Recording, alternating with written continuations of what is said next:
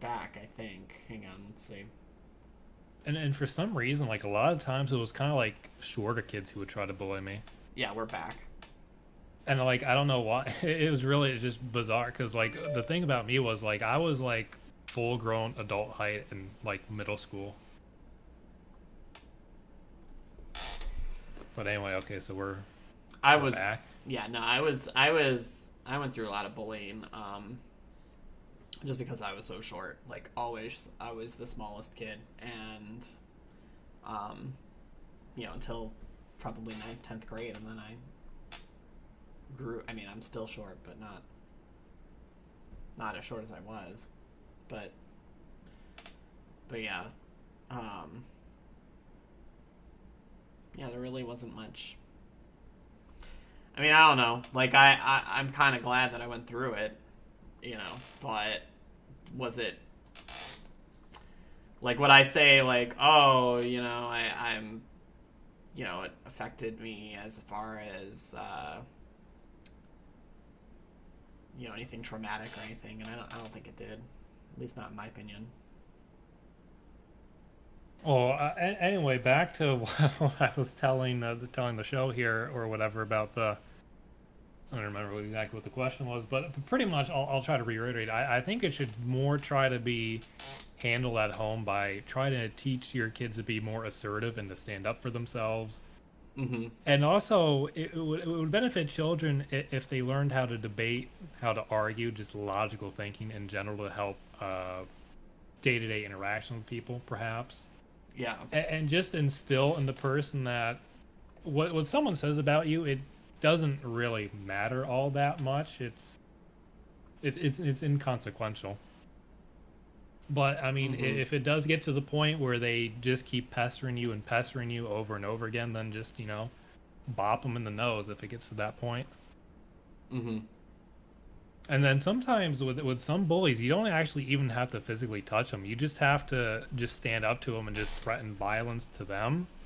Like, cause that happened. Like I told you a little about the bullying in school. This was in like 10th grade. Like someone thought I was gay and would bully me based on that. In class, he was sitting down on his desk, and I just confronted him and just like challenged him to a fight in front of everyone. And he didn't get up out of his desk, and that took care of that situation. Yeah.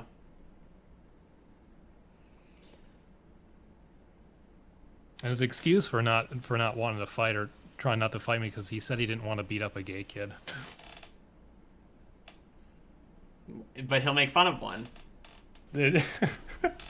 Which I wasn't gay, by the way. Just Yeah. just for clarification out there. Like, because just chat didn't hear this part of the conversation, so I'll just kind of keep it brief. But because for some reason, during my schooling years, like a lot of people thought I was gay. I don't know why, but that was just a thing in my life. Yeah. It was really, I will bring this up though. It was really ridiculous, those kindergarten parents and teachers confronting my mother about me supposedly being gay. Because it's like at that age, it's like nonsensical. Well, Completely. plus you weren't decided on your gender yet, so how could you be gay? I mean, right? Exactly. So, um, no, I think that the new form of bullying, strangely enough, and it kind of ties into corporations, is kids getting bullied because they don't have a cell phone when they're out of the womb, basically. So they don't have a cell phone or tablets or laptops or all the stuff that they can go on and check Facebook and social media. And it's like they have to. The social media companies know that they have to get the kids at a young age because for a lot of adults, like getting on it is not. I don't miss it. Like I used to have a little bit of it, but I barely ever posted on there. Like you know what I mean? Like I Hmm. barely ever posted. The only thing I would post is occasionally something that would either promote the stream or like when I got a couple world records back then. I posted that those screenshots of those or whatever. But like for the most part, I didn't post anything, and I just wasn't interested. But there are people that spend hours and hours and hours every day on, Twitter and, Instagram and TikTok and all these other things. And I think that is what the bullying is today. It's like, it's literally almost kind of like Clicksters. I'm not kidding. Like, it literally is, but in a different form of, you're poor if you don't have, like, the latest iPhone or whatever. Like, that kind of thing. So, oh, man.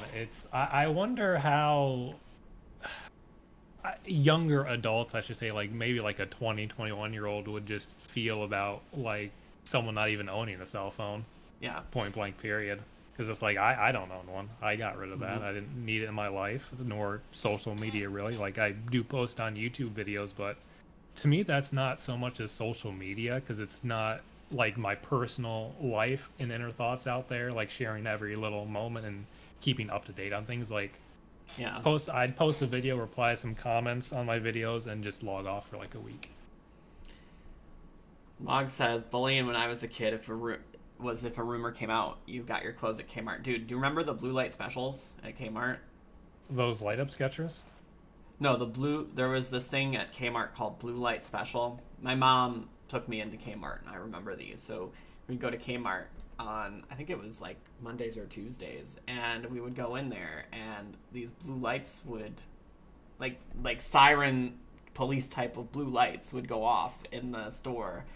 And that would be where the sale was, and you'd have to go over there and, for like 30 minutes or whatever, and that was what was on sale. And I remember those from Kmart. I wonder why they went out of business. Pearl says, if you could eat any flavored ice cream with Joe Biden, what flavor would it be and why?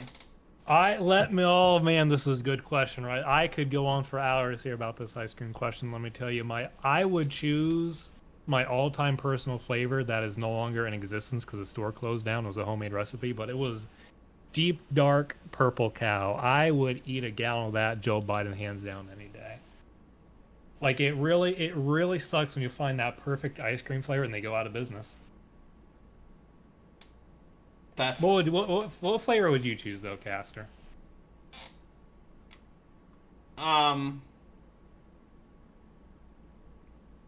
Peanut butter. Peanut butter flavor. Not Superman?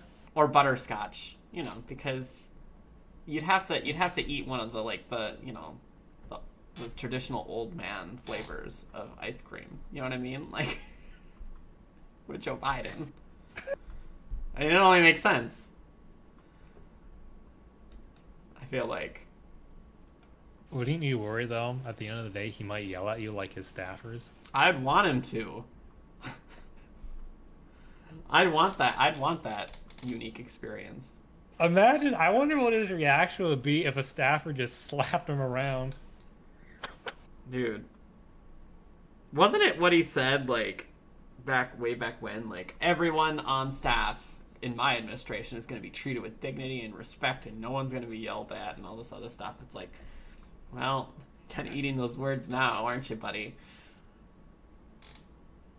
Maybe he meant yelled at by other people. That wasn't him. Or maybe he meant treated with respect as compared to the 50s. Like when... Like, well, he does. At least he doesn't put out cigars on him, so that's all good. Yeah, Oh, man. What a wonderful president we have. He's the best. I just don't get it. How do you think Biden would have fared if he ran in 2016 as opposed to 2020?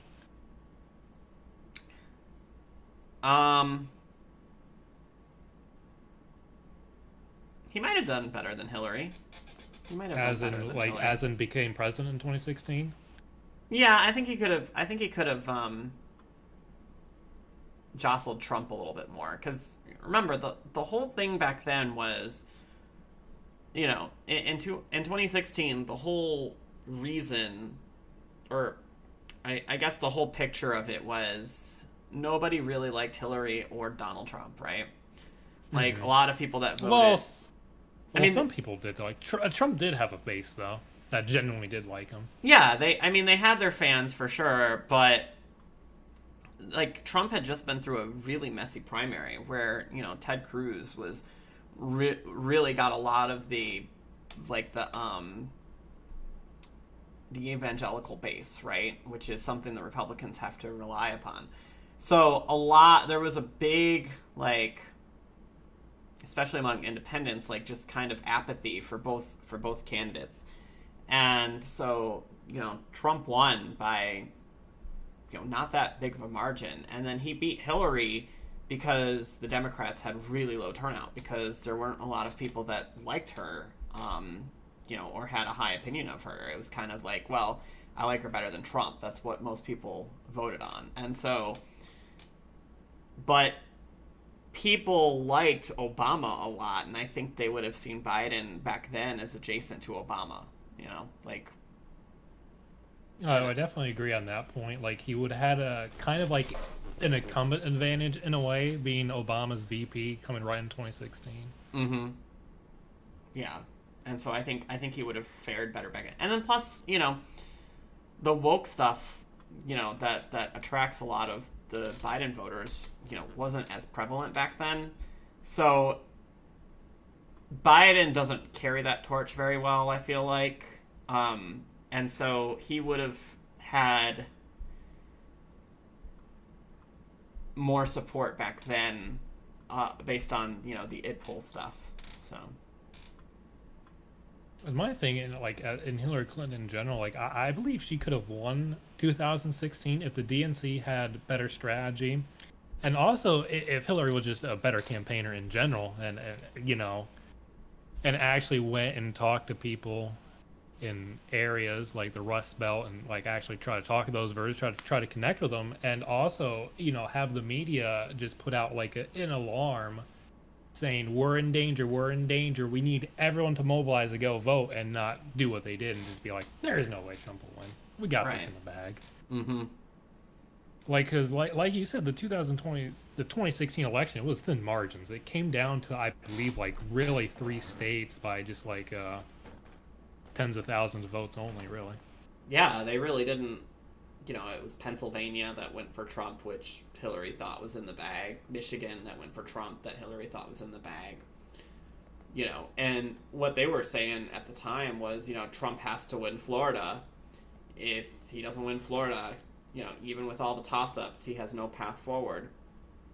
And he ended up having enough electoral votes to not need Florida or Wisconsin because he had Michigan and Pennsylvania, which they really didn't think were even going to kind of come into play.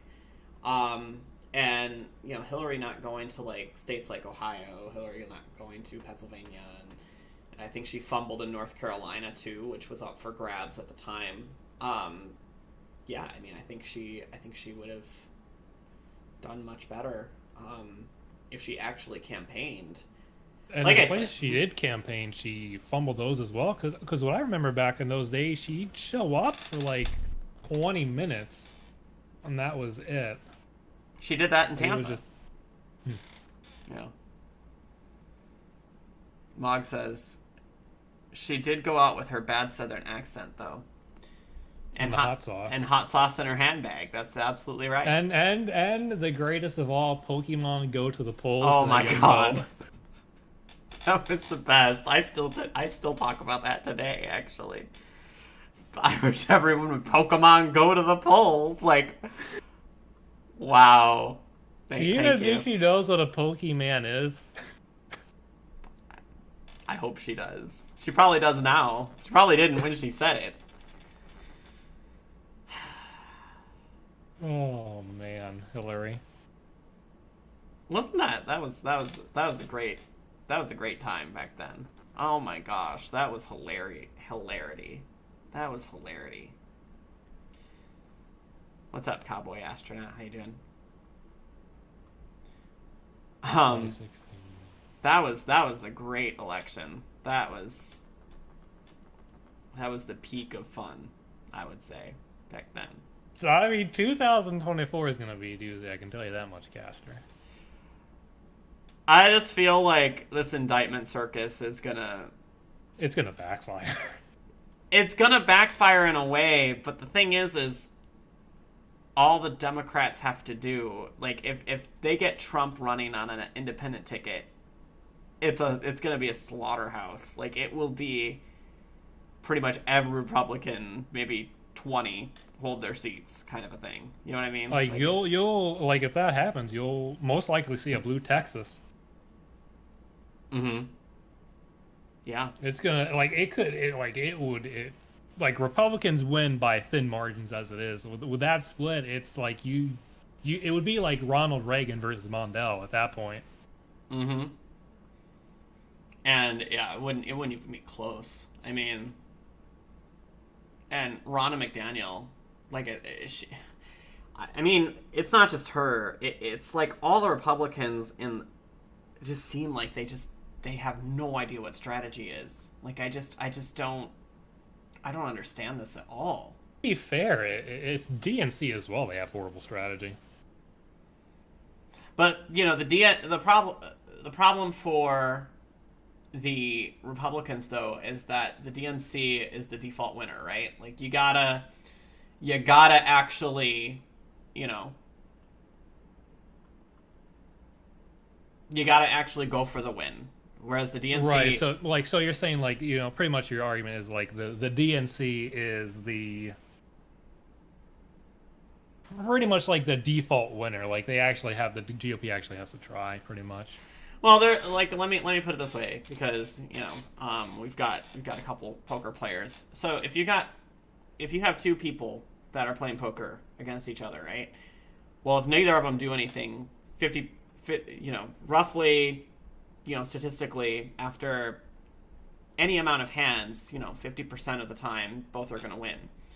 But if you've got one person that bets and you've got one person that never bets, right, just calls, the person that bets is always going to win. Because the thing is that sometimes that person that is better than the person betting will fold. You know what I mean? So the thing is you have to mix in, your bets with, calling, to be able to call, and that's the whole thing about kind of winning poker. That's why aggressive players do better. Well, the Democrats have the media that are constantly attacking, not just Trump, but the entire, GOP in general.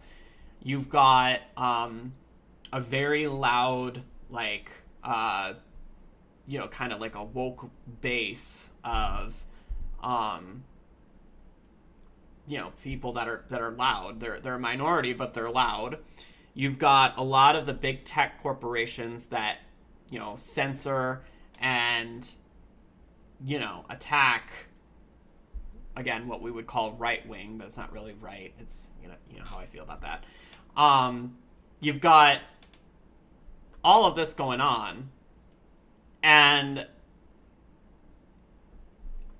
the GOP really has to come back from that, and they decide to stick to issues like abortion that just don't win. They decide to stick to, issues like, I've talked about this before, but like, unless you're in like Texas, maybe Arizona, etc., like they kind of go after the border and they constantly talk about fentanyl. And I was just discussing this with somebody a couple weeks ago. I said, it's such a lazy argument that you use when you talk about the fentanyl crossing the border, because the thing is that what's the real problem here? Who's dying to fentanyl? Drug users. Do we not realize that if we just don't have drug users, it's not worth it to cartels to export fentanyl to the United States? Like, if we just take away their business, then it's not worth it, right? Who creates drug users in the end? Pharmaceutical companies. Why do pharmaceutical companies stay in power? Because of regulations that are beneficial to them. I mean, when's the last time you've heard of, your local, even millionaire saying, I want to start a pharmaceutical company? It's not going to happen. It's not going to happen. Like, they stay in power because they've got so much money and they've got governmental support, So if you, start to dismantle all that, then you have your real issue. But what do we do instead? We say that cartels who are in business to make money, or I shouldn't say they're in business, they exist to make money.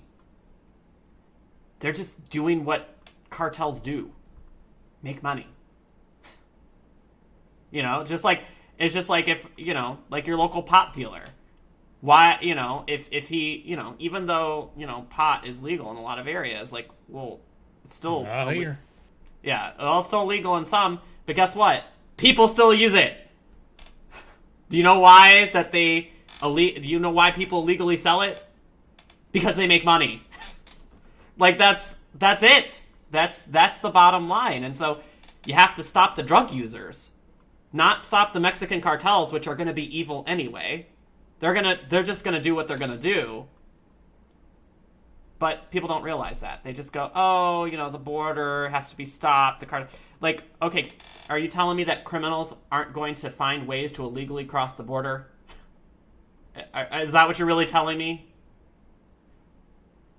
And that's not to say that we can't make the border, more, we can't have more defenses along the border. We can't be harsher on the criminals at the border. That's not to say any of that.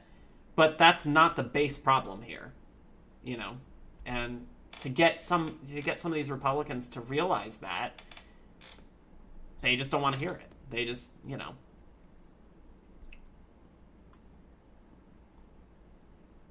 I want to bring up some points here because I feel like I have a couple disagreements with you on the root of the problem when it comes to the cartels and, drug use. I feel the real root of the problem is just the right to bodily autonomy. Like, I think drugs should be legal. I think you as an adult should have a say of whatever you want to put in your body, and if it's legalized, then there's no need for fentanyl to come over the border. There would be no more overdose deaths because you know exactly what you're putting in your body. The reason why there's so much harm around drug use is because it's illegal. If it was legal and regulated, drugs would be far cheaper. There would be far less overdose and harm. And it's also an issue of logical consistency because alcohol is one of the worst drugs you can put in your body. And because alcohol, long-term alcohol use, if you're an alcoholic, drinking a bottle of vodka a day, that would pretty much just destroy everything in your body. Whereas something like an opiate, there's not nearly as many long-term side effects really compared to alcohol, and alcohol is legal. You can destroy your life on gambling, that's completely legal. And the reason I bring this up is because a lot of people, when you talk about drug legalization, they push out a narrative about harm to society, but so many harmful vices are legal. Mm-hmm. Like, you can destroy your life more quickly on gambling than you can drugs. Yeah. My thing is I've always, as a libertarian, I agree with not having as many regulations and as many laws as you possibly can. And one example I always point to is, the Democrats actually have really, even gotten, 90% of people on their side is, smoking. Smoking's not illegal. It's never been illegal to my knowledge. The thing about smoking is, it has this connotation around it. And I've never been a smoker, but it has this connotation around it of, secondhand smoke, it smells, it's, horrible, it's expensive. And what do they just tax the crap out of it, regulate it. That's what they do, and they've ultimately, without illegalizing it, they have made it so unpopular to smoke and so socially, brutalized to smoke that people just choose not to do it out of, that. And it may be the health, issue, it may be the money issue, it may be a plethora of issues that people do choose not to smoke it. And so I've always felt about that the same way about that, with drugs. It's like, and abortion too. It's like, why can't we just make it legal, but just say, hey, it's a tragedy, you shouldn't do it, these are the effects it can have on you, these are the different types of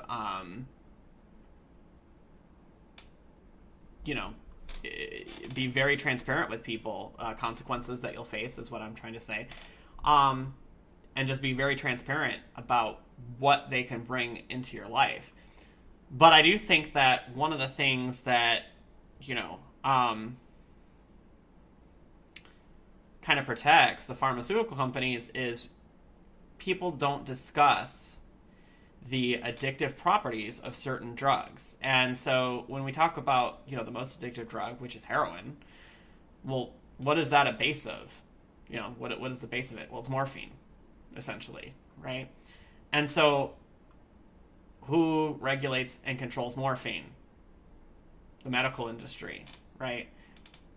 Well, we choose to give out morphine to certain people that are in pain, and a lot of them just get hooked on it. And we don't really discuss that being an issue. We discuss the, heroin addicts being an issue, and it is, but I just don't feel that it gets enough spotlight. Like the protectionism around that industry. Yeah, I remember back in the day when oxycodone came out, which is the generic for Oxycontin. The pharmaceutical companies were saying it's not having for me, not addictive at all, and it's quite a few addicts do start that way, is just legitimate use, and then they get cut off by their doctors, and doctors in general are at fault too, because they don't wean patients off properly. They just cut them off cold turkey. And at that point, they're just forced to go to the street for their fix. Mm-hmm. Yeah. And, again, where there's a will, there's a way. Like, if somebody wants that product that badly, and if somebody else realizes, hey, I can make money off of it, well, they're not going to charge, like what a store might charge, for instance, for a candy bar, right? Like a store can legally sell a candy bar. If it loses a candy bar or two to theft, that's baked into the cost, right? But if you know that, hey, if I start selling these things and, the government could come and bust me one day and, I could go to jail or go to prison or whatever, depending on the volume that I'm selling, well, I'm going to want to make a high profit off of that. Right? I'm not going to want to make, 20, 30%. I'm going to want to make hundreds of percent over what I'm paying. It's just like the same for loan sharks, Loan sharks aren't going to be like, okay, I'm going to loan you $100 and I want 110 back. They're going to be like, I'm going to loan you $100 and I want 500 back, because if they get caught doing that, they are going to get shut down, so they want to make sure that it's well worth it to them. And so it's kind of the same thing. Is like, this is kind of why the cartels exist, because they can make money. And so I get stopping them at the border, just to kind of bring it back. But do I think it's a winning issue? I don't think it's a winning issue for the GOP.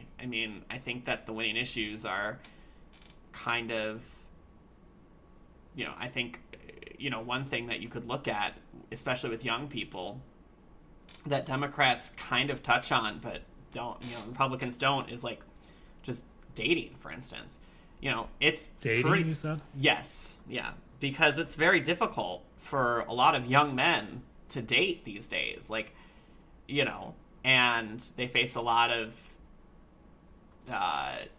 issues And whether you look at it positively or negatively, a lot of it stems from like the female empowerment thing and, feminism and saying, oh, well, you don't really need a man, and, men are obsolete. I mean, these are things that are on social media and that you can see. And so the GOP doesn't go out and speak to that and say, hey, this is, an issue and we need to solve it. They don't speak to that. And so I just don't think they're capturing people like they used to with issues. Oh, I definitely agree. Like the GOP could be far more effective if they actually also practice what they preach, for instance, with fiscal responsibility.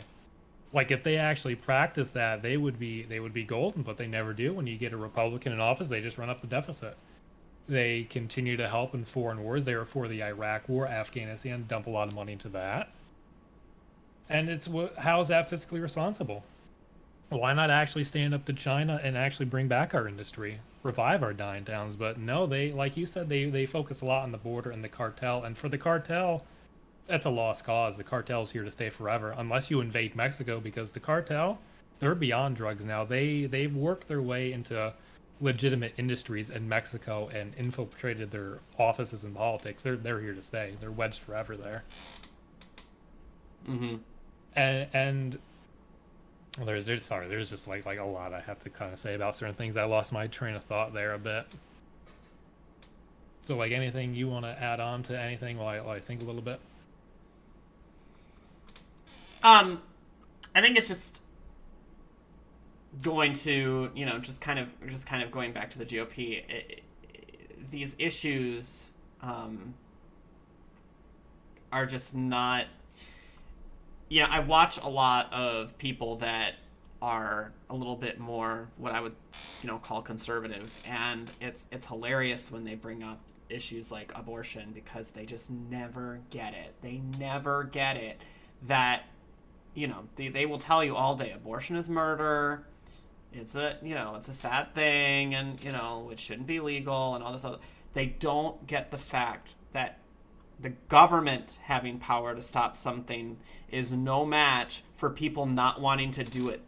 You know what I mean? Like, that's how you put the tobacco industry out of business. That's why the tobacco industry, Mogg says it's still one of the strongest. But is it anywhere near as strong as it was back in the 60s and 70s? Nowhere near, And so the thing is that when we talk about that kind of thing, you have to change the hearts of people, not just say you can't do it, because what's that going to do? That's not doing anything. It makes it harder for them to have an abortion, but, again, I've said this many times. It's like, okay, it costs you $1,500 to get one out of state. Big deal. Like, you can, even poor people can find $1,500 to do that, especially compared to the cost of raising a child, which is, could be hundreds well of over. thousands. Exactly. Probably nowadays it probably is maybe in like the million plus range. Yeah. And, it's like, pick your poison here. Rather than tackling the root issue of, oh, it's a bunch of single women that are getting abortions. Single women are not choosing men as carefully as they can. Men are out of control with their discipline and don't respect women. Maybe let's talk about that. And the GOP just never focuses on that. They're just always like, we got to make it illegal. It's got to be illegal. Government's got to stop. It's like the government doesn't have to stop you. You need to stop yourself.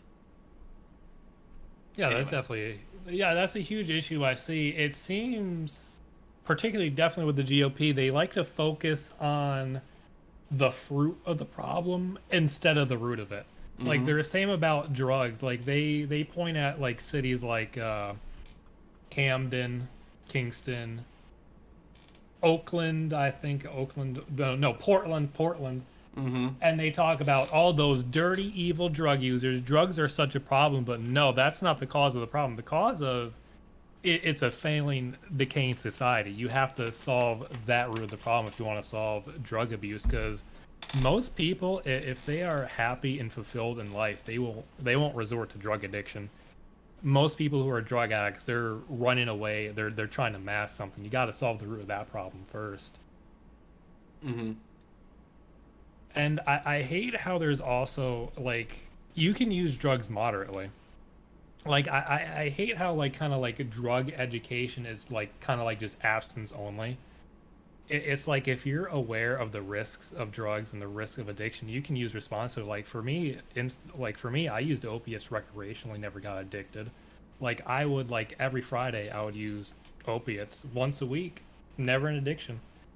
And it's because I realize if I keep doing this every day, it's going to lead to an addiction. It's going to lead to tolerance. Not going to feel that high anymore. And by doing it once a week, I get that first time high every time, pretty much. Mm-hmm. And it's just ridiculous how I can't legally buy it. Like if I wanted to use again, I'd have to buy illicit stuff off the street and risk fentanyl. Mm-hmm.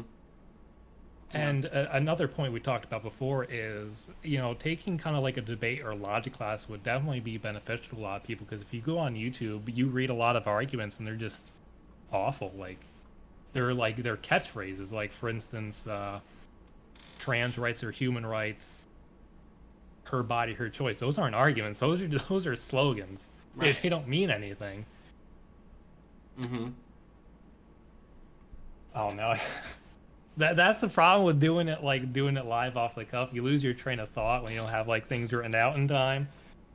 Well, it's just people choosing the candidate they want to vote for on Twitter, which is why I continually say, stop using Twitter. Don't, it needs to go the way of the dinosaur. It needs to die. There are no political books, by anybody you hate or love that are 280 characters or less. And yet, people never listen to me. I say this, actually, there's somebody that's a friend of the show that's on right now. And, like, that is a quarter of his show. Is, like, he covers tweets that are on, he covers tweets that are from, political correspondents or the Krasensteins or, blah, blah, blah, blah, blah. Oh, and it's man. it's so it's so ridiculous. Like you are spending 10-15 minutes analyzing 100 characters. Why? Like why are you doing that? Like let them explain it. They can't. So they're an idiot. Like, and I say that with because I don't like to say somebody's stupid unless there's an actual definition of stupid. But if they can't explain it, that falls into the definition of stupid. You are repeating something that you know nothing about, and therefore you have no knowledge of it. So you are actually stupid. Like, you are the definition of it. Yeah, it's surprising someone to make a show about that. Like, Twitter is completely politically irrelevant. Like, if you want to analyze something, why not do a weekly series of you and your chat reading political ideology? Like, there's plenty of books out there you can read and analyze and come away with something rather than whatever hot take there is on Twitter. Mm-hmm. Mog says Castor has a My Body My Choice sticker on the back of they them's car. Actually, oh, man. Actually, Mog, I got a tattoo. It's not my body, my choice when you're forbidden to have more. You can't have your Thanksgiving dinner. Like that argument goes out the window then. Well, you gotta have all 17 boosters to go visit your family for Thanksgiving.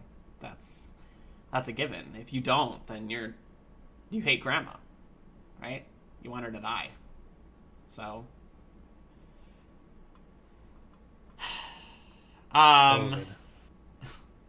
What a ridiculous time. I mean, honestly, like it like it really, like this country's economy was already a sinking ship, and the COVID reaction, the COVID circle jerk just fired more torpedoes into that sinking boat. That just remember, like, they went nuts. They were just like, oh, we want unvaccinated people to be locked up, basically. Like, we want them. They had They to go to wanted a them to die camp. too. They Yeah. wanted to be refused medical treatment. Mm-hmm. Yeah. Like, all of this stuff, and it's like, okay, what happened to healthcare as a human right? I guess. Oh, that's another slogan. It doesn't mean anything. It's first of all, like, for this human rights stuff, because I mentioned that all trans rights are human rights. It's like a human right does not exist. All of your rights are derived from the state you live in. There is no such thing as universal human right, point blank, period. Mm-hmm. And it's like, if you're going to make that statement, why not at least include like a couple of paragraphs, and instead of saying that, argue why people should be entitled to healthcare. Make arguments that way, not just use a useless slogan. But the issue is, and the reason why you talk about that one person reacting to Twitter tweets, is because a lot of people nowadays, their attention spans are really, really tiny. They just need those quick bites of information. They don't want to really truly delve deep into a topic, and it's just a horrible cycle. Like, They feel no need to do it. I mean, they have oftentimes surface level knowledge of a topic, and they think it's more effective. And sadly, they're correct in many ways. They think it's more effective to just post about it and say, put a meme or put something, like a little soundbite, like you would hear from, CNN or whatever. And that's good enough. And a lot of people are addicted to social media, so they gobble it up and they say, oh, it validates my point of view. And the more times it's repeated, the more I believe it. And why would I need to look into the opposing point of view?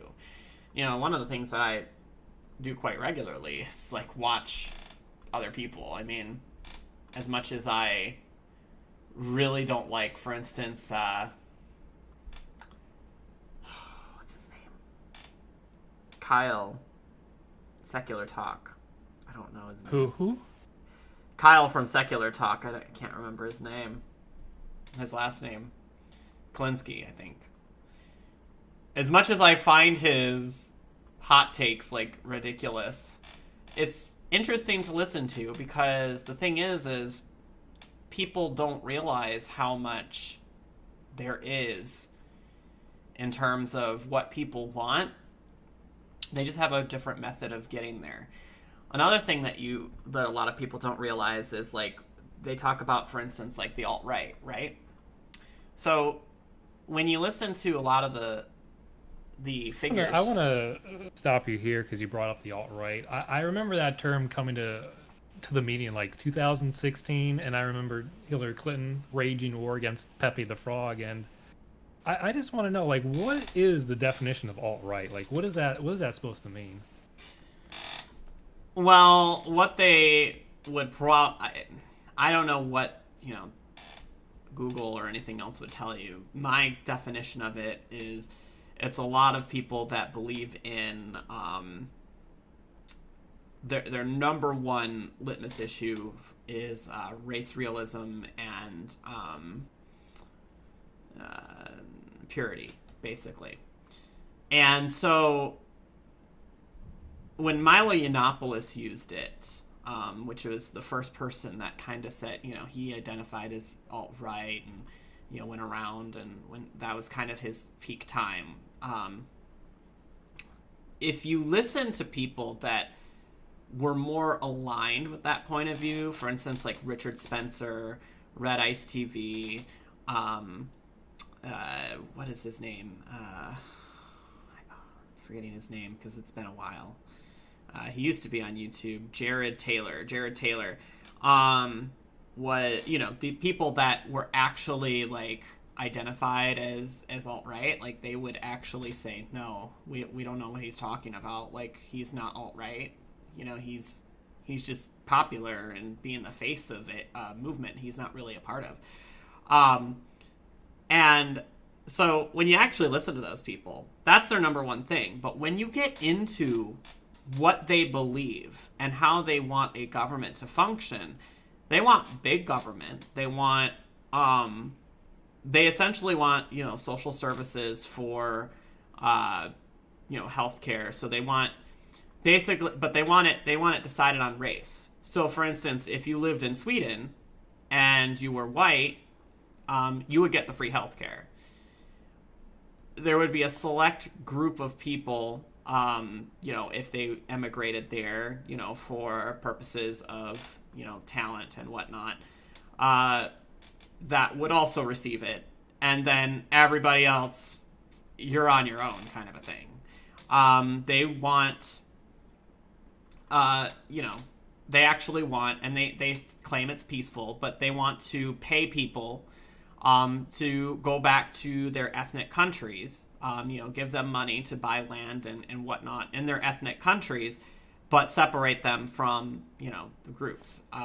They want, pockets of people to kind of be forced into live, like if they are going to live in a community within, like a race realistic country, they kind of want people to be, directed there, is what they would say. So basically, you can buy land here.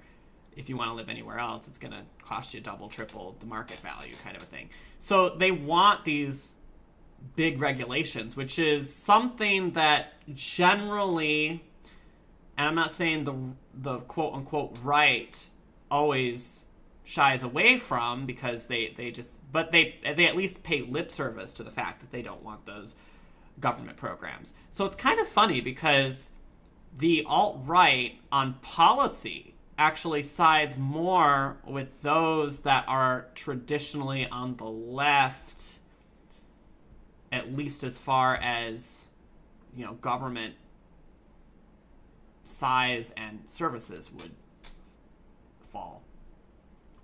So it seems like true alt-right is more of a kind of a fringe group, really, instead of like a really large. So it seems like the media kind of fear mongers with alt-right a lot then, if those are the policies, because I don't really hear much about those policies from people on the right.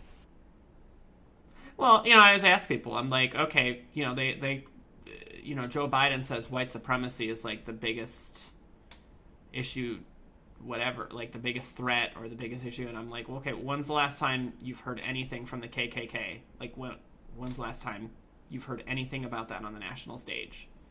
Like, any activities they're doing, are they lynching people? Are they marching to the Capitol? No, they're not, right? Like, this is not happening. These things are not happening, and yet, they're the things that are garnering attention because it's just like this big boogeyman that doesn't exist. And so but I mean, that's the thing, is like I can always tell if somebody is uneducated on the alt-right, because they will align, people with it and then say, they know nothing about the policies, and all I have to do is say, okay, well, okay, I get it, like, yes, they are race realists. And then you just ask them, like, what do you think that the alt-right's, proposed solution to that is? And they'll be like, oh, just tie everyone up and send them back to their own countries, and it's like, well, no, they want to incentivize people to go back to their own countries through government programs, which is something you support. You just support the opposite. You support bringing people in with government programs rather than the opposite. So what, it's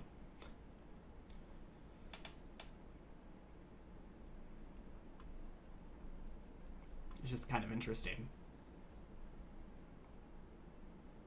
So before I interrupted you, where were you going with Going with what? because there is a broader point before I interjected about like what is the definition of alt right, the true definition of it, and you were talking. I don't remember what you were talking about before that. Oh, I mean, the broader point was people don't really listen to a lot of the people that they criticize. They think that they're completely at odds with each other rather than understanding what they're saying and what the problem is and how they're proposing a solution to it. Yeah, it seems like a lot of people these days they don't really want to. They it seems they really just can't handle like opposing views. It's just like if you're on the liberal side, you pretty much have to go with the hive mind. You have to pretty much agree with anything, or they're gonna just come after you and just try to deplatform you, etc.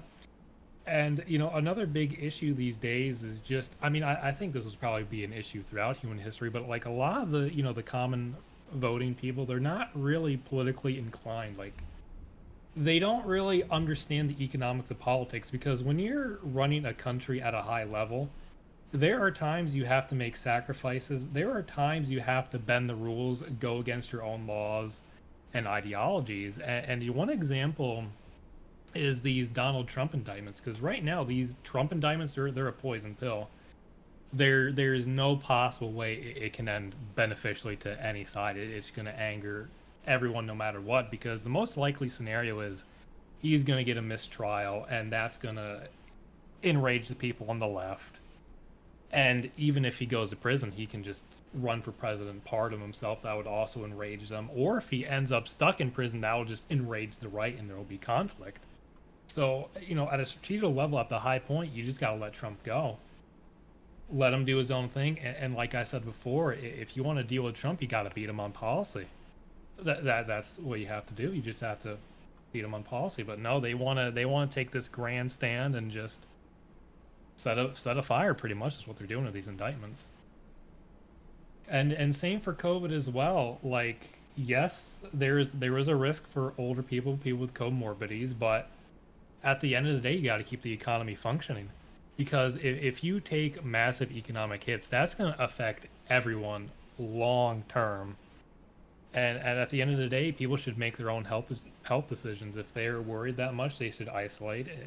People should just choose if they want to wear a mask, vaccinate, and just make their own decisions. Well, that's what I always said, and instead we had to go through nonsense for 2 years basically, and it was funny because it seemed like it literally seemed like overnight. Remember, it was like everything was draconian, lockdown, you're gonna die if you go outside, kind of thing. And you couldn't even go. Yeah, like I remember in Florida, they closed down the beaches too. Yeah. It went from that, and then all of a sudden that judge overturned, there was a mandate on the flights that was, you had to wear masks on public transportation, and it was, that was a mandate. And a judge overturned that. And, it went from draconian lockdown, everyone's gonna die, to, all right, well, seems like it's over now. It was, overnight. And because every single, airline was like, we're concerned about your safety. We're concerned about cleanliness, blah, blah, blah. And they went from they're really, really concerned to, yeah, we're not enforcing masks anymore. It's like, well, you don't even want to voluntarily do it? No, guess not. It's over. It's like, so it was just all nonsense this entire time. We just turned over a new leaf just like that. And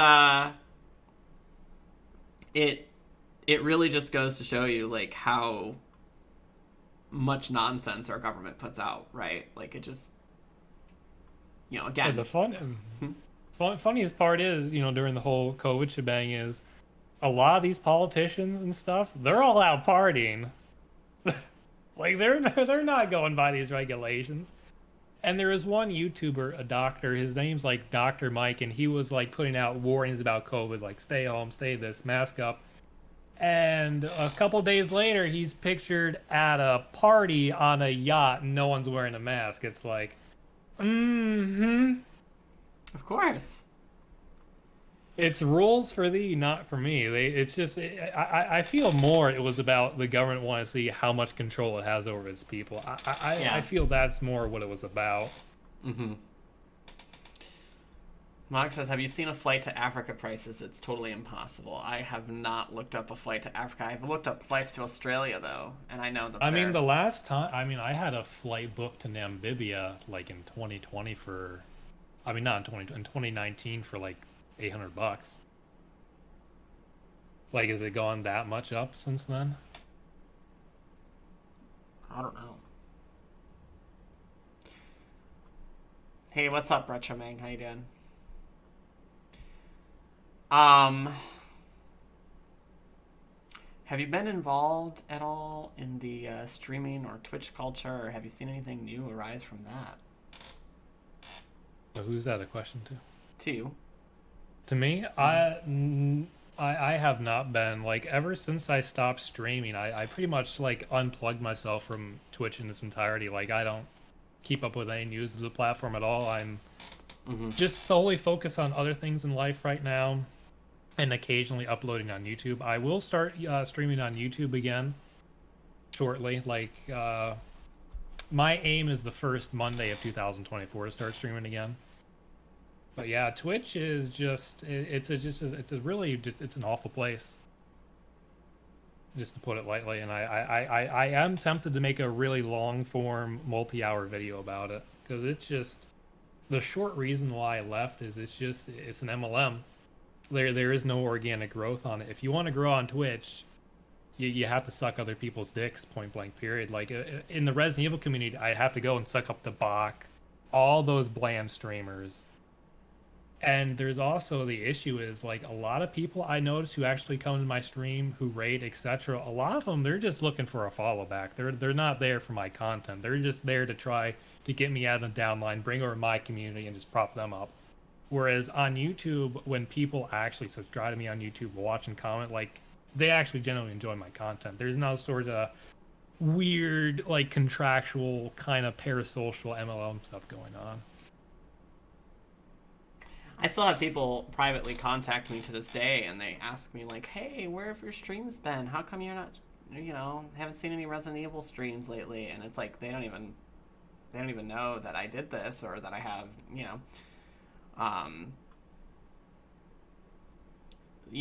this kind of changing content, which, by the way, tomorrow you and I are finishing or at least going to continue the Ultra. We should finish it, honestly. Yeah, I don't think we have too much left to go. Like, we're on chapter, like, 5-2. Yeah, it's pretty close to done. I don't remember where we're at. Unfortunately, we're right at 5-2. We just killed the spider boss for 5-1. Okay, but the whole thing is like, there are times where I kind of miss talking to a crowd and doing the runs, but then there's a lot of it that's like, I just don't feel that there's a whole lot of purpose to it, I don't really care about most of the people in the community, so to speak. A lot of them don't like you. Exactly. A lot of them abandoned me when I started getting political. And the thing is I know some of them agree with me, but they did it to save their own skin, right? They did it because they don't want to be affiliated with somebody like me, I'm sure I'm called all kinds of names and told I'm, a fascist and a, dummy, and he doesn't know what he's talking about and blah, blah. And maybe I don't, but they can't handle being adjacent to that. Right. And, it was one of the reasons that obviously I stopped growing, is because a lot of the people didn't, want to support me come in, and there's a lot of people I have not heard from at all, seen nothing from since I've started being this way. And to be fair, before that, a lot of my audience was never derived from people in the Resident Evil community, right? Like, a lot of my audience was people that didn't really watch a lot of Resident Evil streamers except me. And anytime I start to think about, like, oh, I do kind of miss, I'm just like, I just go back to that. And I'm like, there's no path forward, and there's no future. And I'm not interested in trying to do the suck cock to get, a couple $100 a month game, I'm just, it's not worth it. Me personally, when it comes to, like, I'm still, like, just stuck in, like, the 2009 kind of mindset of, like, OG YouTuber, because I did start making videos in 2009, so technically I'm an OG YouTuber, but it's like I just, style of content doesn't really just resonate with most people anymore. It's just like these, like, the type of streamers and content creators out there now. It's like I'm just not, I don't do, like, all that stuff really. It's not gonna sell out for it. The jump cut kind of, Like, I don't like a lot of this modern edit. Like, I do video editing, but I don't like a lot of this modern editing. Like, I was watching a video today, and it's just so wham bam, just in your face. It's just like, it seems like it's for people with, like, short attention spans. Oh, Chewy says, I hope Caster loses all his save progress again. Remember, we did that the first time. You almost rage quit on me. I was close. That was disturbing. But the thing about it is thing is here, Caster, there is some gaming content I would like to make with you in the future. Like, something I think would go over really well on YouTube. Like, I would really like to do some, Resident Evil Outbreak stuff with you. I think, that could be a, good time, good endeavor. But would you leave me in the hospital to die? No, I'm not that evil, Chewy. Chewy's, like, streams occasionally too now. Oh, does he? Like, Chewy can join us on Outbreak if he wishes. Same with Mog. There's an invitation to him. And Monopoly. Oh yeah, we still have to play Monopoly. And a Lifeline race. Oh my god. Yeah, I feel like you could get joy out of gaming content. I do feel that, Caster. I just feel like it's just like the Resident Evil community dragging you down. Well, it depends on the gaming content. Like, I do want to do one, where I, do raise some money for charity, and I'd have to get some streamers together to do that, because I definitely do want to do one of those and do some of the old, streaming games. But I also want to at least be reasonably sure that I'm raising some money for charity as well, because I don't want to, obviously my audience has dropped since, I've started doing this, and I'm completely fine with that, but I wouldn't want to do a charity stream and raise like $65. I'd want to make sure I get some, decent money in it. So. Surprising thing to me, about the politics stuff is, like, you're not even, when it comes to politics, you're not even, like, anywhere near extreme. And it's like people are just like, to you, it's just crazy nowadays. It's like you go against that mainstream narrative, you're an outcast. Yeah, I think it was, when I really started wanting to do this, was starting with COVID, because it was like right on the cusp of me getting the any percent world record for Code Veronica back then. And it was pretty close timing, and I was just like, I can't do this anymore. And that was also, the peak of my viewership. But I was never, wanting to be the guy that, like, did the, Bean Boozles, and all that stuff. Like, oh no, I forgot all about that crap on Twitch. Yeah, like, spin the wheel. Who would do that?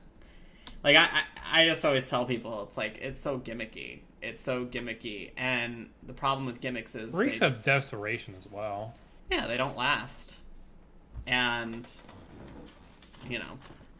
if I'd rather have a smaller audience that's loyal than a turnover audience that won't stick with me because they're upset that I changed out this or that gimmick, or that I stopped playing this game and went to this game. And you're always going to get that. I mean, even in politics streams, like, I'm going to get that. I mean, people are going to be like, oh, I'm not going to tune in because you're talking about this topic or whatever. Okay, I don't that's fine. I understand.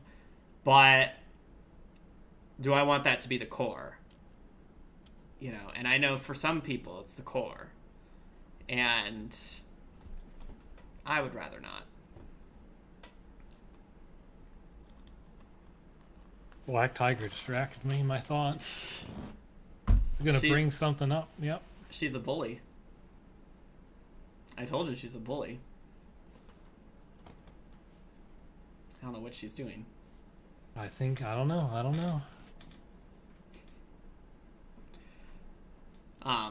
Can cats eat chocolate, or are they like dogs and can't have it? I've never tried to give her chocolate.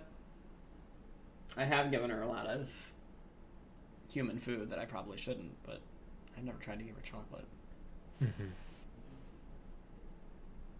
But I've given her milk, cheese, French fries.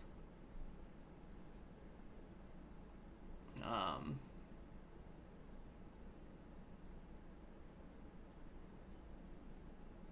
sure there's more.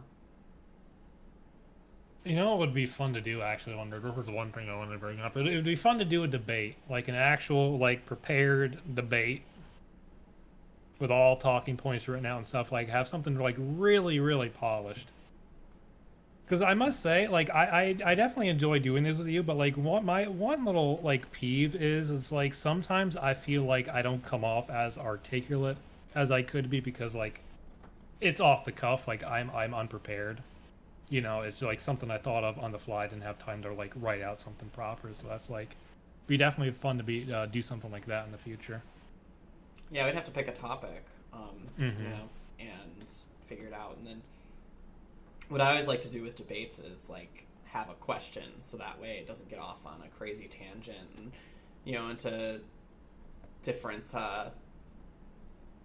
realms. Like, not to say that a debate can't go off into different topics because they're all intertwined, but effectively the central question has to be answered. You know what I mean? And so I always like to do that kind of a format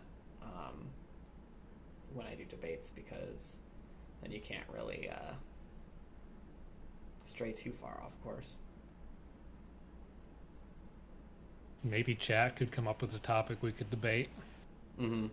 Or do you have like any ideas in your head of what we could debate about in the future, perhaps? I mean, I can think of some, I guess. One thing we could do, since we align on a lot of issues, is I have people that have expressed interest in coming on the show that disagree with me. Strangely enough, I've met them playing poker, and we could do like a team debate. You know what I mean? Uh-huh. That would be kind of fun, where you and I are on one side and they're on the other. And that's mm-hmm. I think that would be interesting. Like, out of your friends, how many would you say are Republican versus Libertarian versus liberal? Out of my friends, or acquaintances, what have you? Probably most of them. Because I mean, most of them are what? Either Republican or Libertarian. Because the thing is with Democrats, when people that are not with me on a lot of topics, they kind of take it personally and take it to the core. Like, for instance, I was just, I think one of my dating profiles says, I'm a libertarian or, right leaning or something like that, and they go, "Oh, you must like DeSantis then." And I said, "Well, he's all right," or something like that. And they go, they just start popping into, "Oh, I like it, when minorities aren't attacked." And I go, and I all I did was respond, "Oh, okay." Like that's all I responded. Like I didn't try to debate, didn't try to, I wasn't being smart. All I did was say, "Oh, gotcha," stuff like that. And they just wrote like 6 or 7 things, and then they just block me. And it's like, I didn't even respond to you. I didn't even say, like, "You don't know what you're talking about."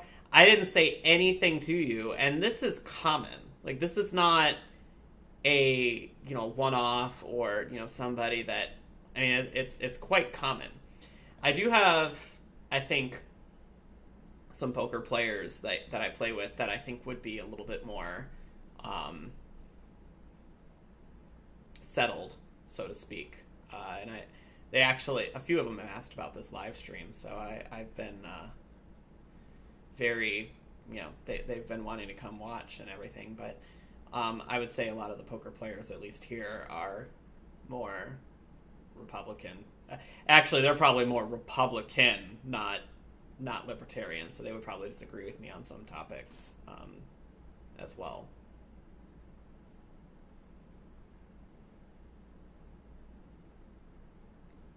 There's this older guy that, like, you can tell he just sits there and watches Fox News all day and just talks about,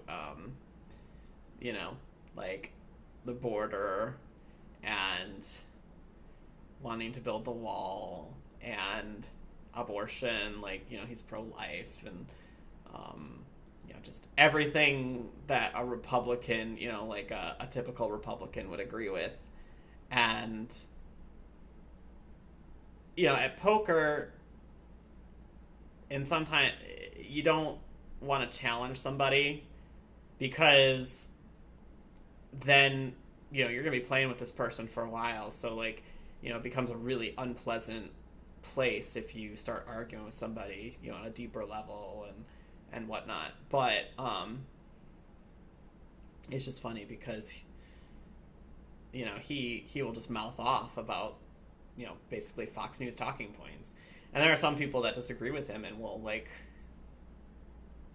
disagree, like, start an argument with him. But I just kind of sit there and just laugh at both sides, because I'm like, you guys are arguing, points that don't really do anything, like, don't really mean anything. So, like, Fox News versus CNN talking points? Exactly, yeah. And so...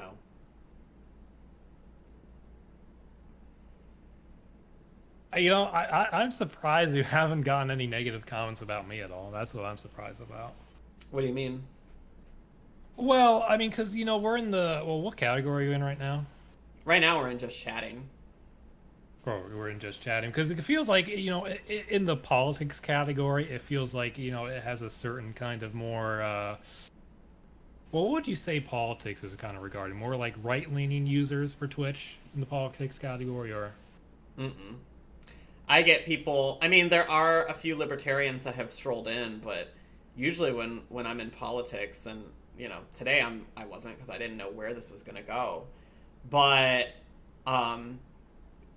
usually when I'm in politics, I get people in here, and, like, I will be saying something about, like, the GOP, for instance, and I'll just be kind of, like, attacking them. And they'll, like, "Oh, yeah, the GOP sucks, blah, blah, blah," and they'll just, like, go off, and then all of a sudden I'll turn around and, like, attack somebody, like Joe Biden, or I'll attack Kamala, and then they'll get all mad at me, and and it's hilarious, because it's like, okay, well, clearly you just wanted to hear an echo chamber, and I wasn't going to give that to you. have no intention of giving it to you. As, as far as you go, oh, Mog just said you're draining the stream down. So there you go. There's a negative comment. Thank you, Mog. Thank you, Mog. You made my night here. We finally did it. We finally got a negative comment about the guest. What you were hoping for the entire time, right? Oh yeah. I honestly I wish I was there for that night that one guy told you to kill yourself. I wish I would have been there for that. Like, please, man. And it's funny because he started off saying, like, I like talking to people on the other side. I would love to come on your show and discuss stuff. And I'm like... And then look how quickly that he just unraveled. devolved into that. He just devolved entirely because what were we talking about at the time? It was trans issues. That's what it was, yeah. And because I disagreed with the medical community according to him, and when I said an appeal to authority is not really a argument, he didn't like that. So. And an issue with the people who appeal to authority, like the thing is, like, a lot of them, they don't actually read into what they're linking, like, because for some people, like, I click on their study and the study disproves it in the conclusion. Mm-hmm. And it's like they don't look into the sources at all, and they try to use it as an argument. Well, the most interesting thing I would say is, a lot of these studies are done by industries which have an interest in protecting themselves. When we talk about the medical industry and we talk about, like, mental health, for instance, and, how many diagnoses we have these days, it's almost like taboo to say, like, oh, too many people get diagnosed with anxiety and depression and all this other stuff. But why would the medical industry have any interest in agreeing with that argument? But yet they're the only ones that can diagnose people, right? And if you try to do it and you're not a doctor, oh, well then who are you? What expertise do you have? Blah, blah, blah. But if you criticize that, or when you criticize that, that's what you're told. But again, the medical industry, if they said we overdiagnose people with these, we need to scale that back, well, then they lose money. So why would they want to do that? It's like, it's something that's steering the accuracy of your arguments, whether you want it to or not, if you have a personal or a vested interest in doing said thing. So when you tell people that, then you kind of get labeled as a conspiracy theorist because apparently you believing that an industry that wants to protect itself and make money is somehow a conspiracy. Yeah, that's the definition of a conspiracy, I guess. So I guess it's true. Yes, as somebody wanting to protect themselves in their own industry, and conspires to do it, I guess they're technically accurate. But I think what they are trying to say is that my reasoning is inaccurate because I have come to that conclusion. Stupid. And that's what it really boils down to. It's so weird how, like, these types of people put them on such a pedestal because, academia, medical field, they're just as ripe as corruption from human vice as any other industry. And it's like, there is incentives, there's financial incentives, there's conflict of interests as any field. I don't know why they're put on such a pedestal. And science has almost become this weird new quasi-religion among, the American liberal left-leaning population. It's like, I read one comment, someone was disagreeing, I believe, like something about COVID. No, it was about climate change. And this person replied, believe the scientists. Period. Believe the scientist. Period. Believe the scientist. Period. And I'm just like, how is this an argument? How is this going to convince? It's like a cult at this point. Like, it's like I said before earlier in the show. Most people on the street, they're horrible at arguments. They cannot back up their thought processes. Right.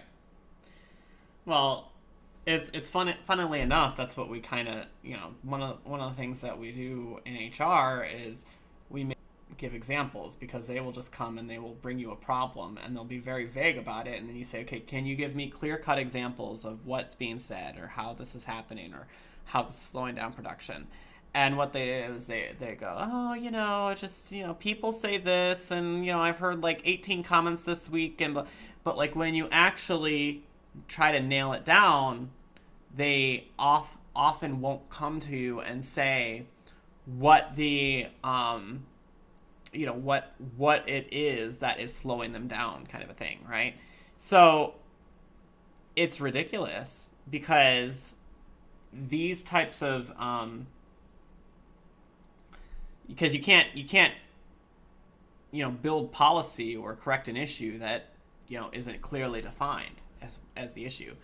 And so I think that again, social media is probably causing a lot of these people in the streets, because they repeat what they've heard on Twitter or whatever. And I don't mean to interrupt, but also a big part of the problem is public schools, because generally from birth, when you enter into preschool, kindergarten, whatever, it's ingrained to you at an early age to always obey authority, always trust authority, always go along with what they say, and it builds up, and that's what happens to adulthood. They just, there's some government institution, everything they say is correct. And I'll use one example. When I was in school, like, we were doing some sort of research topic, and we were going over valid information on like kind of like what websites to use, and the teacher's like, .com, not reliable, but .gov, .edu, those are very reliable sources of information. And it's like, how is a .gov site reliable? Like,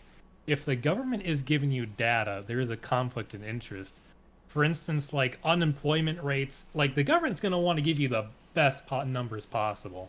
It's not inherently trustworthy. You're going to have to do a deep dive on the issue yourself to try to, uncover a better accurate picture. You just can't go off a .gov website.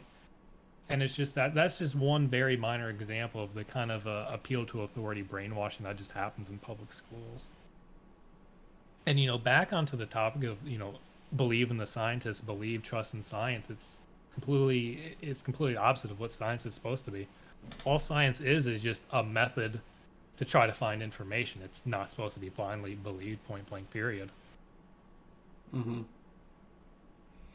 Well, these are industries, too, that have been unbroken for a long time. I mean, again, you don't really have, a lot of international starts of, studying a certain topic without going through infinite hoops of certification and, basically impossible to meet standards that have been introduced by the government. And so a lot of times people think that the regulations are what causes,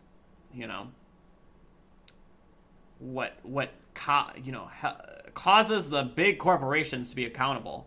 But all it does is these corporations become necessary, correct? So, for instance, when I talk about the medical industry and talk about pharmaceuticals, I always talk about, that's the number one thing, because the thing is okay, I can subject them to as many regulations as I want, but at the end of the day, the pharmaceutical companies are going to say, oh, what happens when another COVID comes out?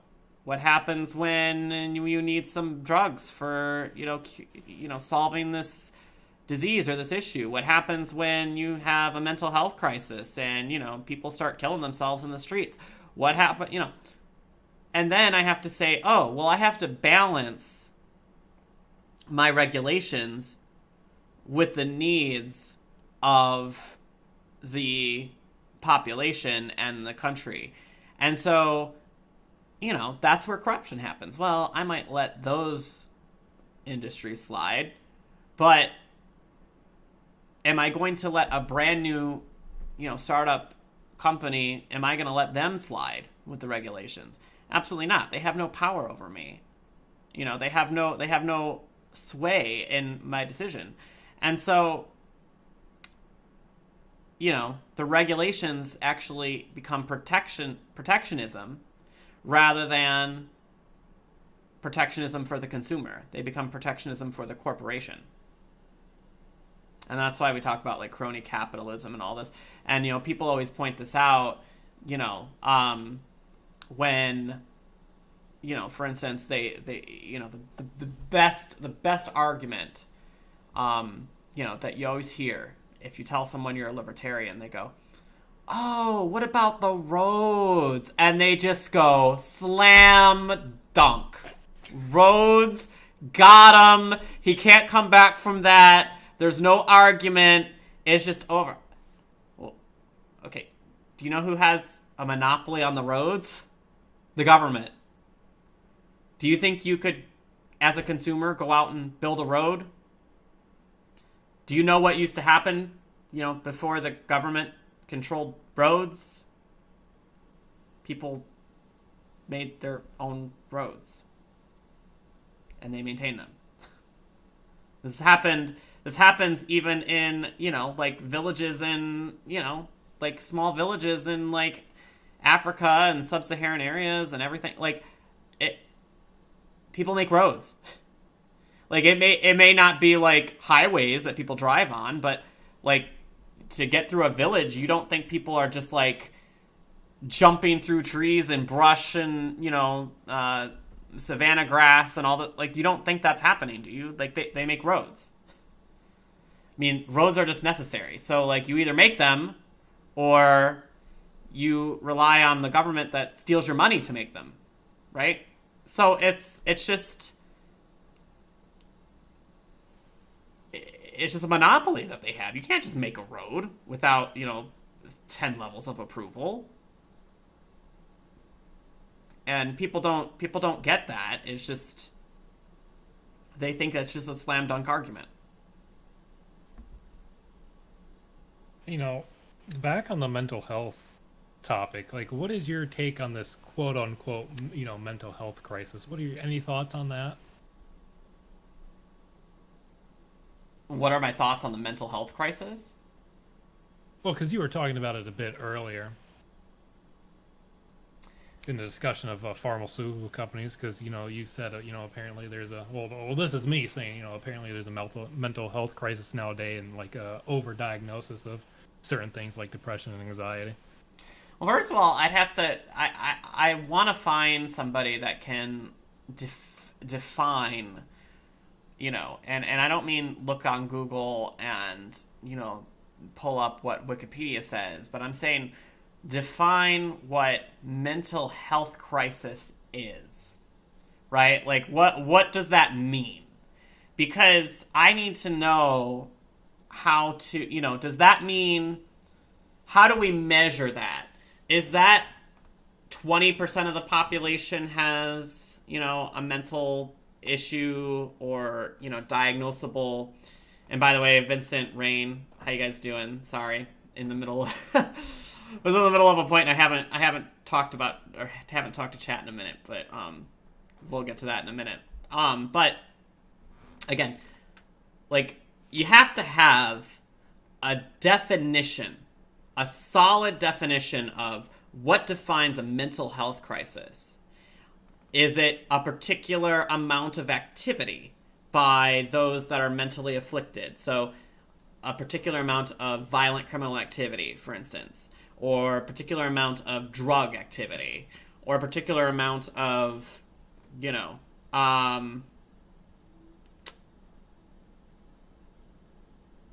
what defines it? And then we have to go further than that, and we have to say, what effect does that have to make it a crisis? So we have to define what the parameters are, and then why it's a crisis, right? And, you know, before we can do that, or before we can solve it, we have to work on that. And so if you were to tell me, for instance, okay, that means that 1 in 4 people have a mental health issue, and as a result of their mental health issue, what they're doing is they're doing bodily harm to themselves and others. Okay, that's a definition. I'm not saying that is the definition when people talk about it. I'm saying that is a definition. Okay, well then, the issue here isn't really that they suffer from anxiety and depression and blah, blah, blah. The issue is the behavior that they are exhibiting. The issue is that they are violent. And so that is what we have to solve. Because if they, according to the mental health experts, if they have anxiety and depression, they're going to have that. There is no cure to anxiety and depression. So it doesn't help that we focus on that. We have to focus on the behaviors, and we have to solve those. And so what methods do we have to solve those? And yet, we can't really get past that. What we always do is we prescribe pills to solve the anxiety and the depression, or we prescribe therapists to solve the anxiety and the depression, rather than fix the behaviors that result from the anxiety and the depression. And the way that you fix the behaviors is not with a pill, is not with, it is with changing someone's thinking. It's with changing the perspective that somebody has. And so we never actually do that. We just kind of ramble about, what a mental health crisis is. So, that is my thoughts on that. Hopefully that answered your question. Oh, that did answer my question. Thank you. And I'm curious, like, have you been to the doctor recently? Have they ever given you one of those depression screening paper things? Where they ask you to write, where they ask, like, oh, how hopeless are you? How hopeful are you in the future? Yada yada yada. Yeah, I think I went to an urgent care back in 2021, and they did that. And sorry, go on. No, that was all I was gonna say.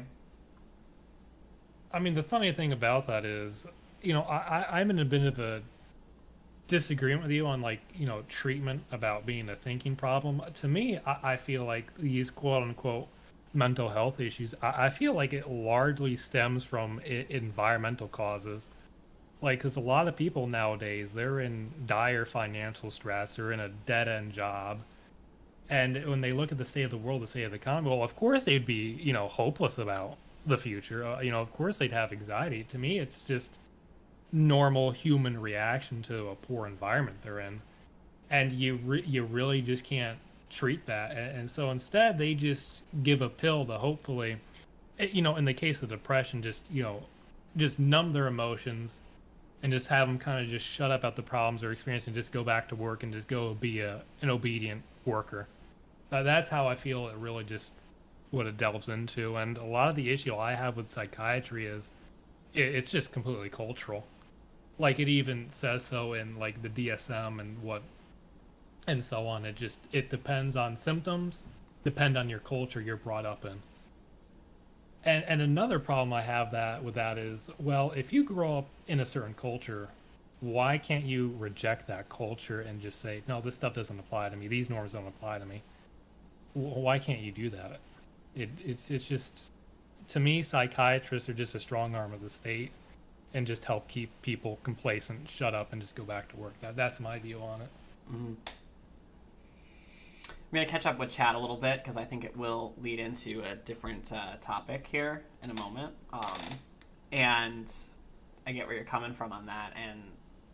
And I think we have more agreement on that topic and maybe just a disagreement on... My disagreement was just in the treatment aspect. Yeah. Because I feel like psychiatry, instead of blaming the environment, blaming the society, they kind of just put the blame on the person and say, you're broken. Mm-hmm. That's my problem. So for me, it's not really a thinking issue, it's just environmental. Rather than their situation and why, it's so difficult to endure for them, that kind of a thing. So let me get to chat, and then we're gonna, because this is gonna lead me into a topic that I think we're both going to enjoy. So Mog says, what happens when we had people killing themselves in the street? Might be packing the umbrella that day. Well, that's what happened in Florida, right, with COVID? I know you and we couldn't go outside without dead bodies just piled up on, Oh, no, it was there was just 10,000 dead bodies. Yeah, I walked down the sidewalk, and I was just like, oh my gosh. I wish street cleaners would come and get rid of these dead bodies because so many people are dying from COVID. Like, that. Anyway, Rain is Funny here. thing about my town is like my city disobeyed regulations. Yeah. Like they had restaurants like, oh, you can't be open, but they were open anyway. Yeah. Yeah. So Rain is here. I hope he's still here because I wanna talk about him and his circumstance in a minute because that's what I think you're gonna be interested in. Pearl says that's 25%. Going to the gym and exercise. Yeah. Going to the gym and exercising and eating better helped me with my depression big time. Yeah, of course it does. I mean, it's, because you feel productive, you feel active, you have more energy. I mean, but, healthy at any size. They put, what on the cover of Glamour magazine, they put that huge, like, Tess Holiday or whatever. Like, yeah, I guess that's what constitutes healthy these days. Didn't one of those advocates die of a heart attack at like 36 or something? Probably. I don't know. I don't keep up with it, but that sounds reasonable. I think I remember that being like a news story at some point, like not too long, like a couple years ago or something. Vince says, I think a lot of people sit at home draining their dopamine, and if that's not the issue, then we need to ask questions. Yeah, definitely. That's what I did. Deleted everyone in my way. Okay, Rain is still here. So, yeah, I want to talk about this a little bit. That's all right, Rain. I do too. I'm going to be fixing it when I get back from Vegas. So getting back to the Resident Evil community a little bit. So I think I told you this story before, but Rain, remember that? Well, let me stop you here, Caster. Is Rain that one guy who there was a whole Twitter debacle? So I think he retweeted something from Steven Crowder, if I remember correctly. Oh yeah, I know. Yeah, who Rain is. and yeah. So just talking about this a little bit since he's in chat. So he retweeted something from Steven Crowder, and it was about, I think, trans athletes or something, and so he created this charity back in 19, maybe 18, 19, something like that. 18, 19? Yeah, and I was actually part of the first two, I believe. I was part of the first two, and I think maybe it was 20, because I think the past one was just this year, either this year or late last year, I can't remember. And so they were going to do another one, and it was going to be Resident Evil and whatnot. And they actually, some of the members that joined and were doing the, because it was, I think they had like 11 official volunteers, and a couple of the members that joined noticed Rain's tweet or whatever, and like brought it to the attention of the board. And the board mutinized against Rain, and it was the kids. So it was the trans kids issue. I knew it was a trans issue. I couldn't remember exactly what it was. So they mutinized, and they took away his charity essentially, and said, it's either you leave or we all leave, and leave you high and dry. And then a bunch of the runners would also have, quit. So he decided to leave. And that is the essence of what we have in the, not only the Resident Evil community, but as a, kind of a woke type of community, is they always like to claim victimhood, but then will actually become the bully and do it with impunity. Yeah, they carry a huge speaking stick with them. Let me tell you.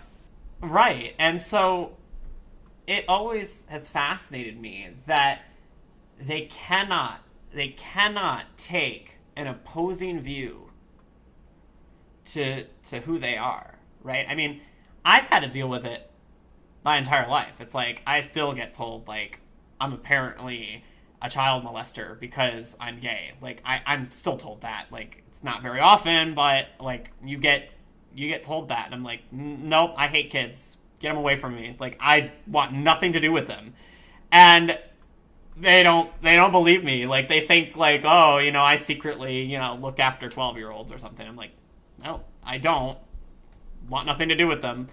But that has never insulted me because I've never I know that like that's not me. You know what I mean? Like that's just not like it's like if you called me a woman, I'd be like, I'm not insulted by that. That's just inaccurate. You know what I mean? Like it's just if something is so inaccurate that it's just provably not true, it doesn't insult me. But yet they just cannot take the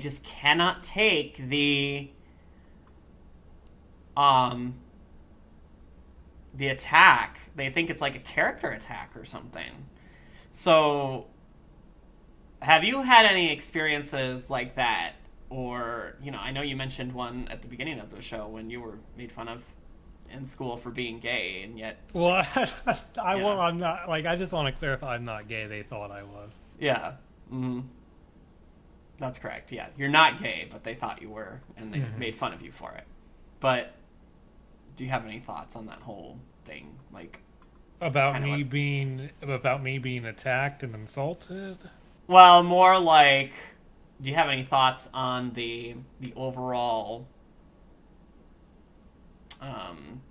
nature of that situation, that kind of a situation? Like, how do you feel like that there's this whole movement of people that get offended on the issue of their identity, especially when it comes to like, if you don't think men being in women's sports is okay, then you're transphobic and you're a horrible person, and like what do you think that displays as far as a movement goes? They're definitely, I can say this about their movement, they're very, very, very insecure in their identity. That's why they have to have everything stacked in their favor and they can allow no opposing opinion. Because if you get into their beliefs and you actually seriously debate them, it all just crumbles. Like like the trans movement at this point has just become a paradox because they proclaim that biology does not dictate gender, but they're desperately trying to change their biology with experimental hormones, experimental surgery to try to match their gender. It's a paradox. It's like, why can't you, if all it takes to be a woman is to identify as a woman, why do you need to change your appearance? Why do you, even if you do change your appearance, why do you have to go to the extreme? Why not just, dress femininely? Mm-hmm. Why all the hormones and surgery? Mm-hmm. And in general, like, people should just start standing up to them and just not, cowering down. Like, because if I were in Rain's situation personally, I would have told him, I'm not leaving. I'll burn everything down. I don't care. I'm not going to bow down to your demands. Mm-hmm. You cannot give them a single inch at all. That's my thoughts on it. Yeah. Well, I think he was being gracious and thinking of the charity, and I get it. So like, I mean, I understand. I understand that. I understand that like point of view, but it's like sometimes, as I said earlier in stream, sometimes you have to go against your beliefs and ideology for, a greater good.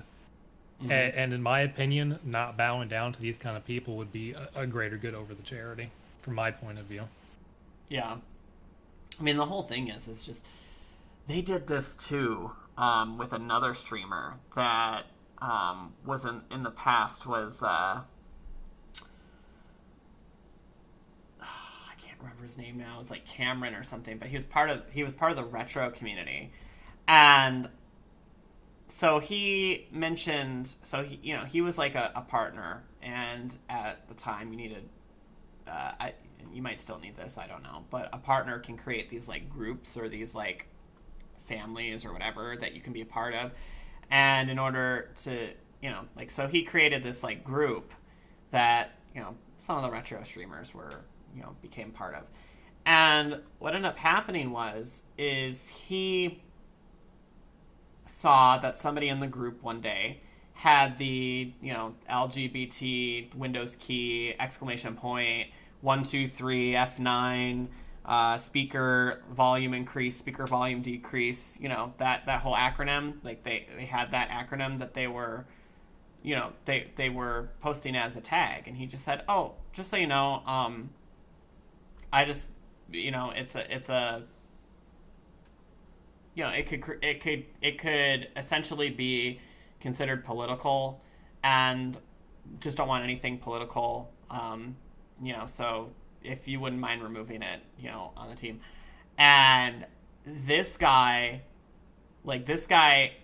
it was so funny because the person that he said this to got outraged and just started like insulting this guy on DM, right? Like insulting and it was like the most polite and friendly message, and just started insulting this guy, and then post that as a public DM and says, oh, look at how this person is so like homophobic and all this other stuff, won't allow me to be in his group and post this. I wasn't going to post this, but I just thought I needed to take a stand against bullies or something. And I'm like, who's the real bully here?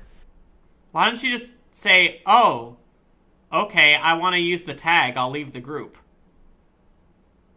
I mean, seriously, or just say, just say, okay, I understand, and but it's a tag, and the fact that he told people, like, publicly, and made it look like he was a victim, I just, I discussed this, we discussed this a little bit, during the show, but to me, it's almost like, here's the thing, like, when we talk about, like, horror movies and whatnot, like, the victim, like, they always try to portray the victim as just the most innocent,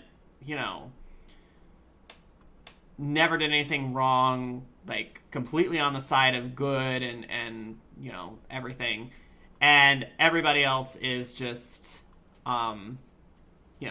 everybody in the horror movie is always, like, the most evil, the most hateful, horrible people. And so, to me, there's a little bit of, like, societal glory in being a victim, because it's like, at least you know that you didn't do anything wrong. It is completely the other side that did everything wrong to you. You are just the person that got hurt as a result. Bad time, bad place, bad, that kind of thing. And it seems like that just expands into just everyday society. Like, people, it doesn't matter what they actually do. If they can twist it so that they're the victims, then they're on the side of righteousness, It definitely feels, at this point, this widespread victimhood, it feels like it comes from the top down. It feels like the government wants this sort of identity because it keeps people divided. It keeps people pitted against each other. Instead of feeling empowered, united, strengthened, instead of looking at the real issues of their problems, which comes from the federal government, they're the reason why things are the state they are right now. But the way it's set up is people are just at each other's throats over the most pettiest of things.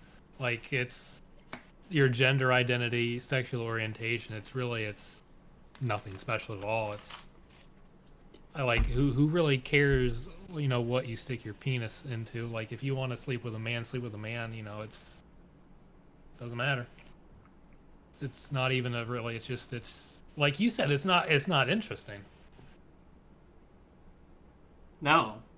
Just imagine, like, you're on a dating site and, you're trying to date, a man or a woman, and they're just, like, going on about how, they, like, if it's a woman, how they have boobs and a vagina, and they have,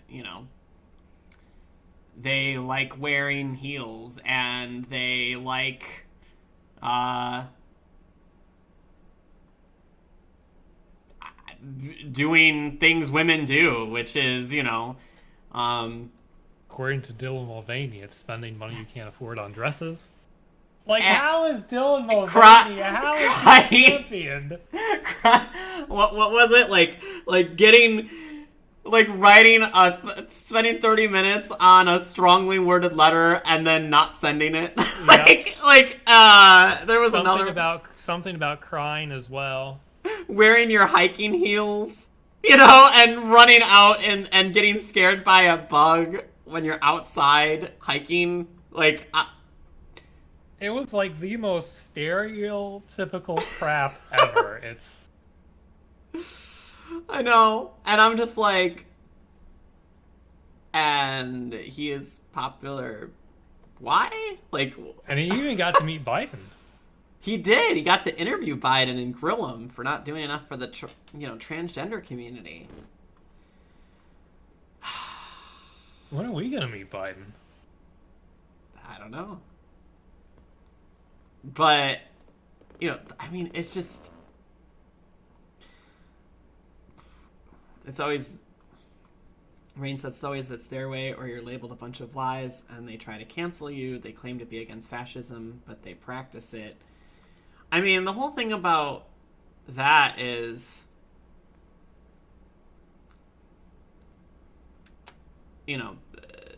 Fascism is essentially...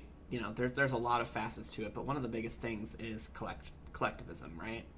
So it always amazes me that the people that talk about DEI, I always say this, they always have pink hair.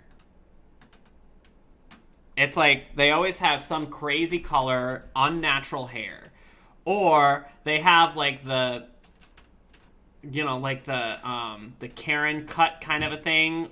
You know what I'm talking about, right? They have that kind of a hair. It's conformity, or they have a ton of piercings on their face, or, it's conformity. It's just in a different fashion. It's notice me conformity kind of a thing. And so it's about that collective, and people will recognize, normal people in society will recognize that, but it's nothing new. To me, it's a signal to stay away from you. But then you're going to claim that that's victimizing you. So it's always made me laugh to see that kind of, I guess, practice, because I don't think you could orchestrate it any better if you tried.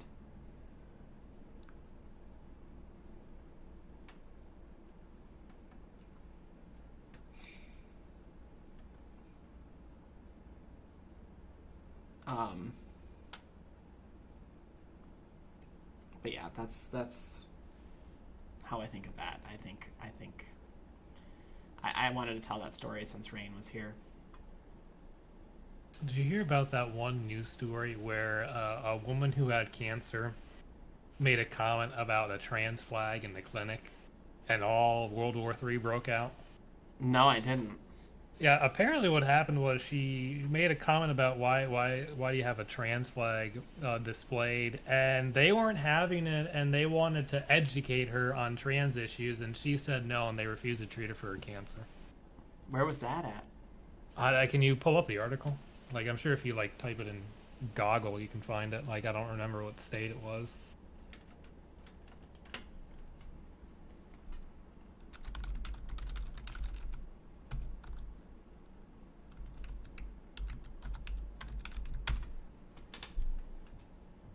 Oh, Portland. Oh yeah, I don't know. Remember, it was Portland. Okay, what are we reading? The Oregonian.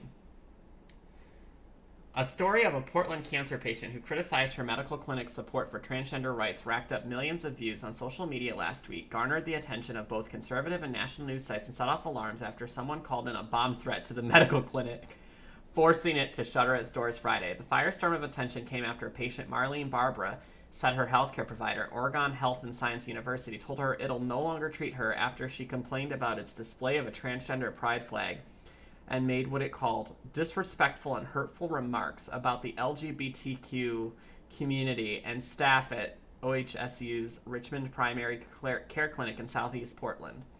The clinic is part of an OHSU network that offers gender-affirming care. Barbara publicly shared a June 29th letter on OHSU letterhead in which the healthcare provider said it was giving Barbara until July 29th to find another provider. Let's just see. The case also raises ethical questions for medical providers who encounter patients who espouse unwelcome views. You know, it's funny because, you know, if you are a Christian and refuse to bake a cake, you can actually be shut down, destroyed, forced by the government, effectively at bankruptcy and or gunpoint to bake this cake. But, if you're a medical provider, I guess healthcare is not a human right if it's not the right thinking person that, is at your door. So, it's distressing, it's upsetting, it's dismaying, said Courtney Campbell, an Oregon State University professor who teaches medical ethics courses for future doctors, pharmacists, and nurses. You don't go into the profession to engage in political or cultural war discussions. But, he said, it is both the patient's obligation to keep those views to themselves and the medical provider's obligation to communicate that and to continue to give care unless the patient exhibits a pattern of truly abusive and disruptive behavior. Well, they had the flag displayed in the first place. That's that's an open invitation for a discussion.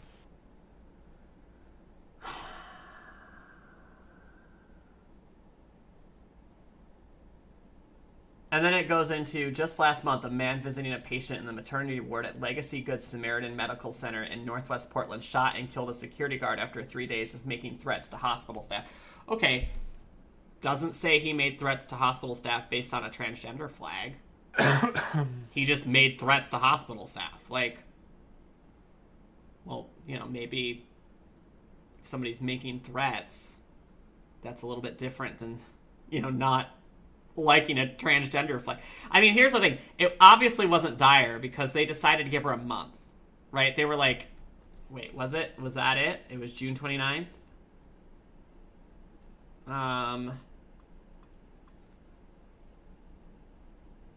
Yeah, June 29th.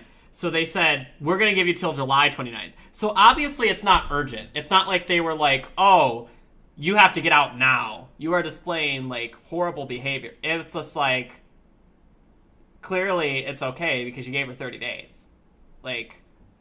If you felt she was a threat, you would not have done that, correct? You would have had her removed immediately.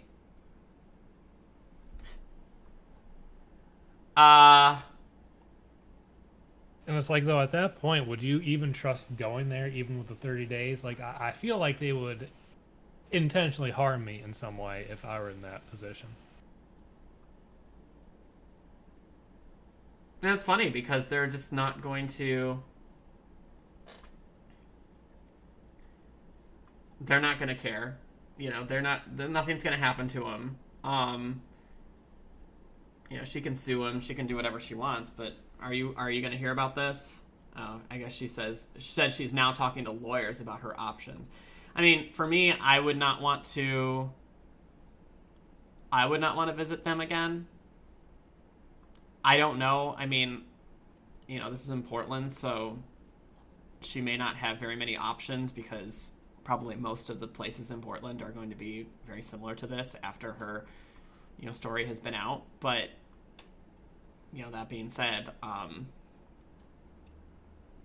guess you can go to Idaho. Or just die. Like they would prefer on the street. Yeah. I mean, it's just...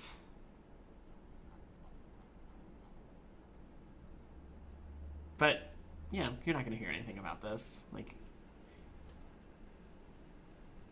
I didn't even know about this story. Well, there you go. I contributed a news story for you, Caster. You did. You did. That was exciting.